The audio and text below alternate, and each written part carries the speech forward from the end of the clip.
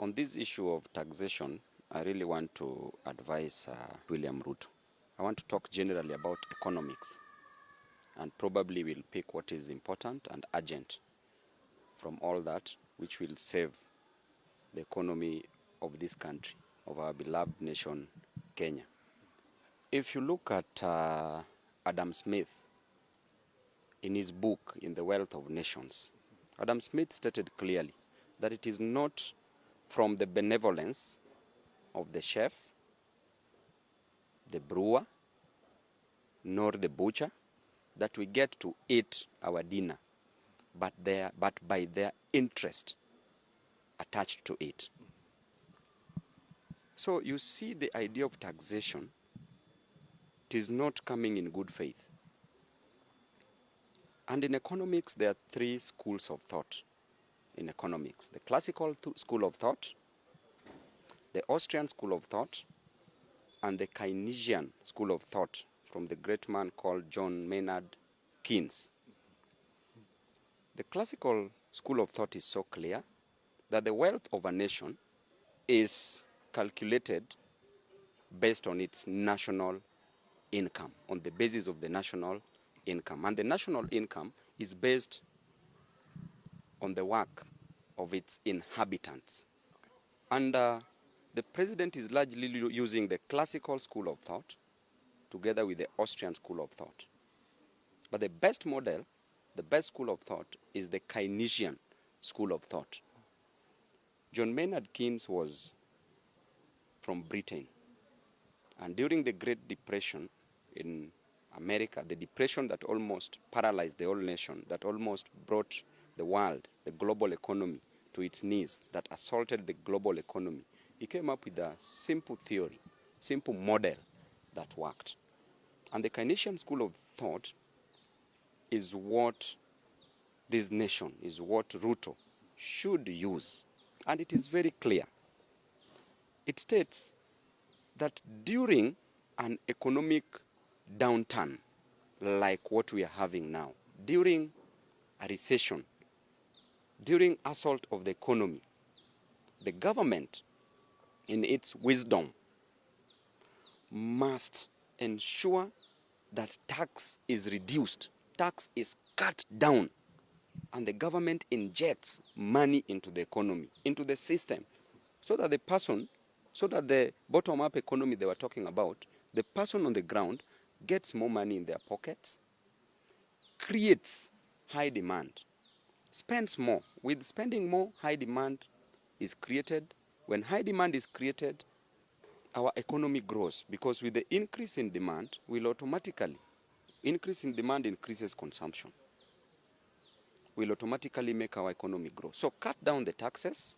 Once you cut down the taxes, ensure that you inject more money into the system. Then when there's an economic boom, when the economy is growing up, increase the taxes a little. Okay. Remember, the economy is not growing in Kenya now. So increase a little tax, then the government to spend less. Because people shall have had money to spend. So even if tax is increased, people have money in their pockets to spend. But you cannot make a grave mistake, a mistaken belief that people have money. People have no money, people have no jobs. Therefore, increasing tax in an economy where there are no jobs and there is no money, you are paralyzing this nation.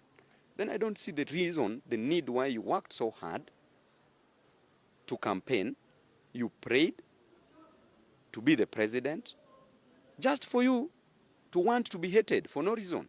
Why did you do so? And on the issue of the debt, that he should not take more loans. I want to also educate him on the issue of loans. And it's as simple as this. We had a great economist who was called Franco Modigliani, an Italian-American-based economist who won Nobel Prize because of economics. Franco Modigliani stated clearly that during your working days, you can save more as you work so that you fund your retirement. And that is the introduction of the loan system through a theory called the life cycle consumption theory that he came up with. Okay? So, what you ought to have enjoyed in 70 years' time, you can enjoy it now by taking a loan for it, by taking a mortgage for it. Then you pay slowly as you enjoy it. Because probably you can save all your lifetime, then when you reach the retirement age, you are not existing. You shall have been dead by then. So what you need to enjoy in the future, you can enjoy it presently as you pay for it. Therefore, the loan system is not wrong. What is wrong is you borrow money. If you borrow money, and there are so many leakages like corruption, then you find that this borrowed money is going to waste. Then there was also a gentleman called Merton Miller. Franco Modigliani and Merton Miller came up with a theorem that states that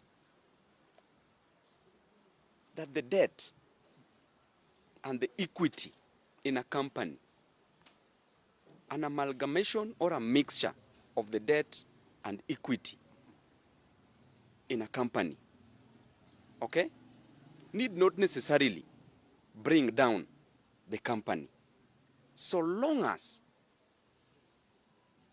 the market is efficiently run.